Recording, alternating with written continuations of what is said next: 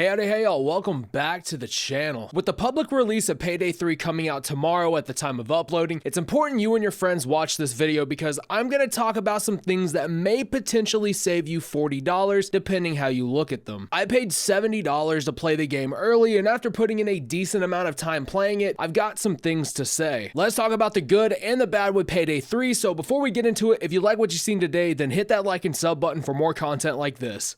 Okay, let's get into it. Payday 3 is the long-awaited sequel to the forever popular Payday 2, a game that has enough prestige to its name to last a lifetime or more. Payday 2 was my first introduction to the Payday series, and after sinking hundreds of hours into that game alone, fast forward some years later, and here we are. Payday 3 has released, and to be honest, I'm impressed by some of the mechanics and features they brought into the game, but I'm just not blown away like I thought I was going to be. But before we get into some of the stuff that might cause you not to buy this game, let me go ahead and name off some of the improvements these guys have made in between Payday 2 and Payday 3, along with some of the additions that Payday 2 did not have. First things first, the UI looks so much better. I don't know who they got working on the UX and UI, but it's just so simple, it's so clean and easy to understand visually. Something that wasn't in Payday 2 that I'm glad Starbreeze added into this game is a vendors tab. In this game, you have Gage the arms dealer, Gleam the mask designer, Mr. Wright who is the tailor, and Sedegi who is the currency broker. Sedegi's role is a very interesting one though. The currency broker tab allows you to purchase something called C-Stacks, which is a secondary currency that can be purchased with in-game money and used for high-end equipment, special weapons, and cosmetics. We also get to see an updated loadout screen that allows you to customize nearly every facet of your character's weaponry. By simply playing with your character and weapon of choice, weapon attachments become purchasable. The more attachments you get, the better your weapon is. Pretty straightforward shit. You also get to unlock new skills by researching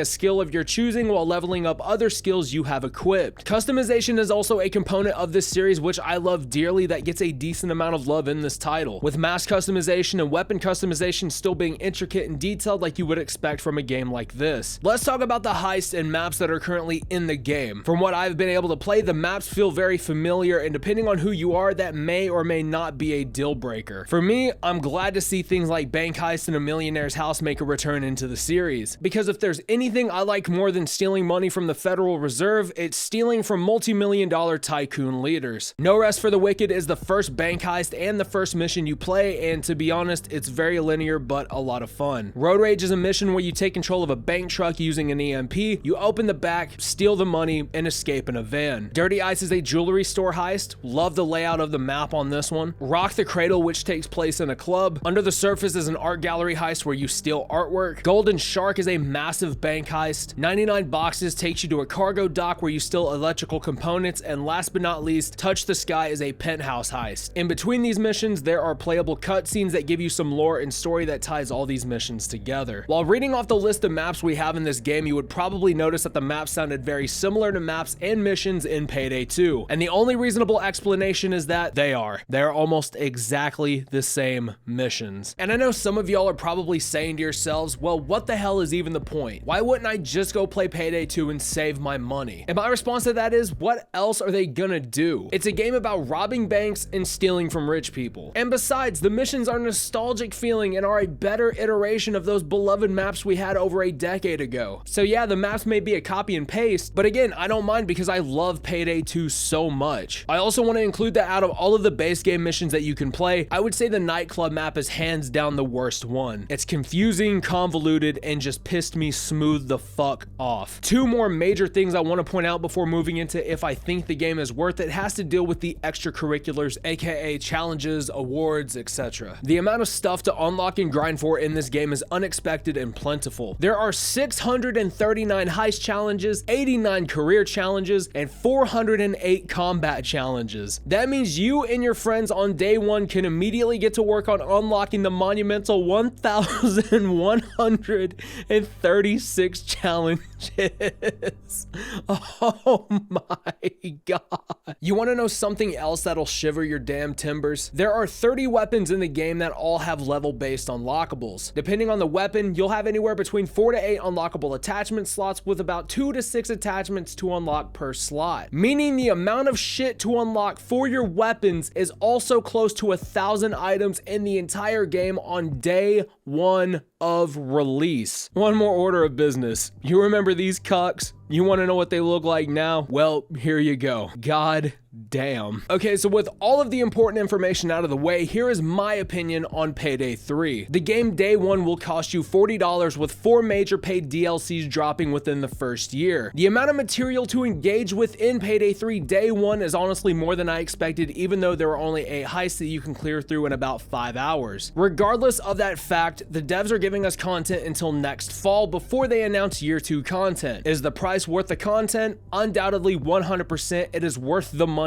on that front. But say you're one of those people who only care about how the game feels. You says to me, Redbeard, who gives a shit about the missions? I just want to know if the game feels great. And right there is where that $40 is being called into question for me. The game mechanically feels light, the guns feel spongy, and overall, mechanically, the game doesn't feel nearly as good as Payday 2 did. I know that the game is a high-octane FPS shooter before anything else. High-octane shooters are supposed to feel light and a little spongy, but I find that Payday 3 is a little too much of both. For example, let's take a high-octane shooter like Trepang 2. If I shoot someone with a gun in Trepang 2, I can visually feel the bullet impact and see that the person I hit just got reduced to a pile of liquid shit. In this game, however, I feel like I'm slapping them with Nerf bullets while asking them if they need a back massage. It could feel so much more powerful and punchy, and I hope they fix that because I could see that being a major turnoff for quite a few people, including fans of the series that are returning to play this game. I know, it sounds crazy as hell, but many of the people who've played it feel damn near the same way I do. I also want to touch on the fact that the game has its fair share of optimization issues, mainly in the form of hitching, dropped frames, and some unrendered models during the opening cutscenes. This could potentially mean that there's a memory leak somewhere in their coding, and I'm sure they'll get it fixed within a month of it being out. So again, if you don't really care about all that, then the $40 price tag is more than reasonable. Like everything, there's going to be a fair share of people out there who think that $40 for a game like this is entirely too much, and by all means think that way if that's what you truly think, but you're going to be hard pressed to find a game like this that offers this much replayability for $70, let alone $40. I'm saying that after witnessing firsthand how